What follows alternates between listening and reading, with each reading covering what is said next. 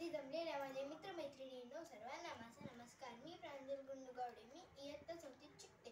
ज्या देशात माझ्या धर्मासकट मी मान्य नाही तो देशच मला मान्य नाही, ते ठणकावून सांगणारी भारतातली पहिली महिला डॉक्टर आनंदीबाई गोपाळराव जोशी बोलते मी। माझा जन्म पुण्यात 31 मार्च 1865 रोजी झाला। माझे लहानपणीचे नाव यमुना होते। वयाच्या 9व्या वर्षी माझा विवाह माझ्यापेक्षा 20 वर्षांनी मोठे असणाऱ्या गोपाळराव जोशी यांच्याशी झाला। लग्नानंतर गोपाळरावांनी माझे नाव यमुना बदलून आनंदीबाई असे ठेवले। मला शिक्षणात रस आहे हे त्यांनी ओळखले आणि त्यांनी मला शिकवण्याचा निश्चय केला।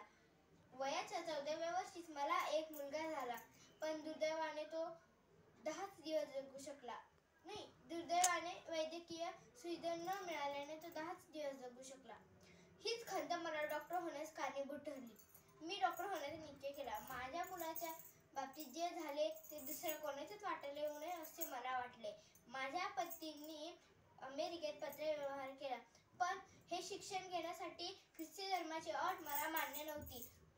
आमच्या प्रयत्नाला यश आले आणि ख्रिस्ती धर्म न स्वीकारताच मला वयाच्या 19व्या वर्षी वैद्यकीय महाविद्यालयात प्रवेश मिळाला।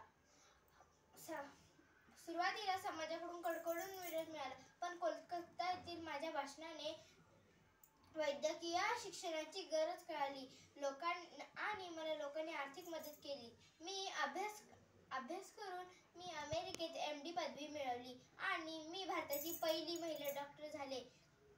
वाटा वाटा वाटा ग चालीन तितका वाटा ग, माती छाया प्रवास माझा उफराटा ग, प्रवास माझा उफराटा। धन्यवाद।